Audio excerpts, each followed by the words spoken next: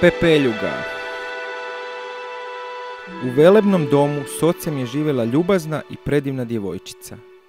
Majka je umrla kada je bila još mala, zbog čega je djevojčica postala jako privržena ocu, a on ju je obasipao ljubavlju i pažnjom. Smatrajući da dijete treba majku, jednoga se dana otac odlučio ponovno oženiti.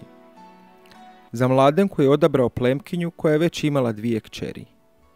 Nažalost, ubrzo je i on preminuo, ostavivši kćer na brizi maćehi i njezinim nesnosnim kćerima. Uskoro su se te 3 žene počele prema sirotoj djevojci ponašati grubo i zadavati joj obavljanje najtežih kućanskih poslova. Ognjište je postalo jedino mjesto gdje se jadnica mogla ugrijati i odmoriti, pa su je, kako je bila puna pepela, prozvale Pepeljuga. Din don! Jednoga je dana zazvonilo zvono na vratima. Bio je to glasnik iz kraljevske palače koji je donio pismo. Djevojke, poslušajte ove vijesti, uzviknula je uzbuđena maćeha svojim kćerima. Sve djevojke u kraljevstvu pozvane su u palaču na svečani bal u čast našeg princa. To vam je prilika da vas primijeti prijestolonasljednik. Hura, hura! Nije san nego java, na ples s princom prilika je prava, a sada žurno, hitro, jer lete sati, želimo se za princa udati. Tako su bez sluha pjevušile Pepeljugine polusestre. Mogu li ja ići? Upitala je Pepeljuga plaho.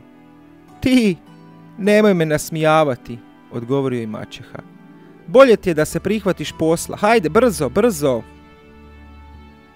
Dok je Pepeljuga naporno radila, njezine su polusestre isprobavale svilene šalove i dijamantne naušnice, međusobno se prepirući. Princ će odabrati mene, ne, neće, izabrat će mene. Kad se približila svečana večer, maćeha i polusestre ukrcale su se u kočiju i otišle bez pozdrava, popraćene jednoličnim, neusklađenim pjevanjem polusestara.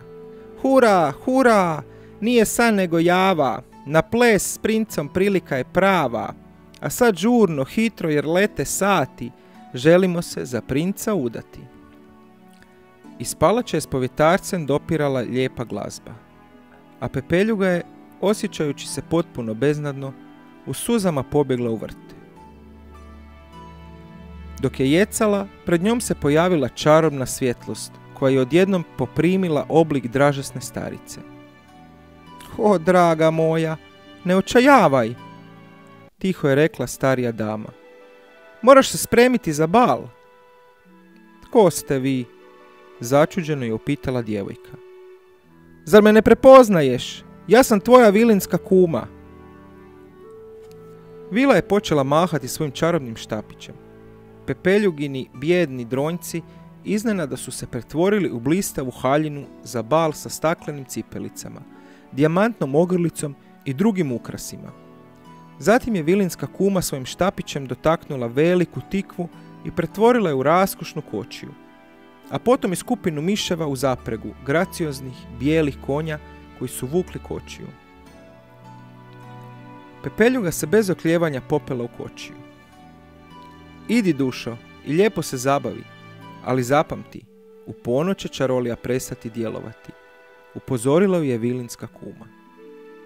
Ne znam kako da vam zahvalim, odgovorila je Pepeljuga sa suzama radosnicama u očima i tada je brzo krenula prema kraljevskoj palači.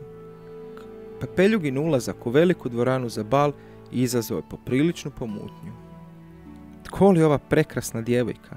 Nikad je prije nisam vidjela, komentirale su sve gošće, uključujući i Pepeljuginu maćehu i polusestre, koje nisu prepoznale.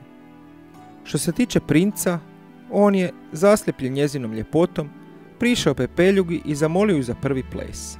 I drugi, i još jedan, i još jedan. Dok su plesali i razgovarali, Pepeljuga i princ su se do ušiju zaljubili jedno u drugo. Sati su proletjeli, a da oni to nisu primijetili. Dok odjednom, din, don, o ne, prvi otkucaj ponoći, Pepeljuga se odmah sjetila upozorenja svoje vilinske kume. Čarolija je uskoro prestala djelovati. Zbogom, moram ići, rekla je dragom princu i potrčala niz stube vratolomnom brzinom. Molim te, reci mi barem kako se zoveš. Princ je vikao dok je trčao za Pepeljugom, no Pepeljuga mu nije odgovorila.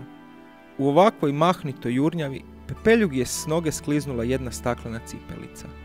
Princu je podigao i zarekao se sam sebi. Neću imati mira dok je ne pronađem. Oženit ću se vlasnicom ove cipele. Svečano je objavio zaljubljeni princ. Diljem kraljevstva počela je potraga za tajanstvenom djevojkom. Kralj je zapovjedio da svaka djevojka u kraljevstvu mora isprobati cipelicu. Kad se kraljev izaslanik pojavio u maćehinoj kući, polusestre su uzviknule u jedan glas. Moja cipelica!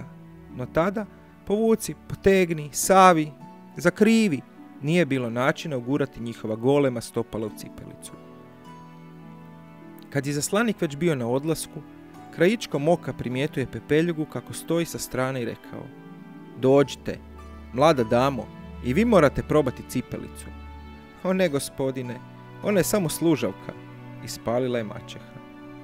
Žao mi je, no takva je kraljeva zapovjed, odgovorio je kraljev izaslanik.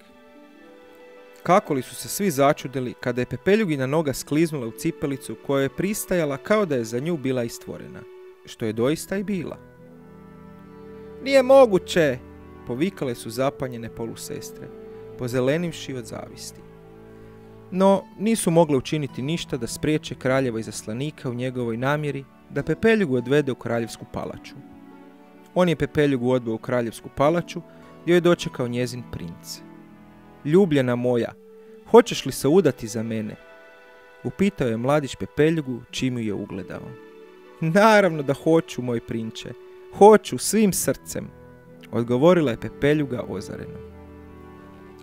Ubrzo su Pepeljuga i princ proslavili svoje vjenčanje, a slavlje je u cijelom kraljevstvu trajalo danima. I tako su, pod zaštitom vilinske kume, Pepeljuga i princ živjeli sretno do kraja života.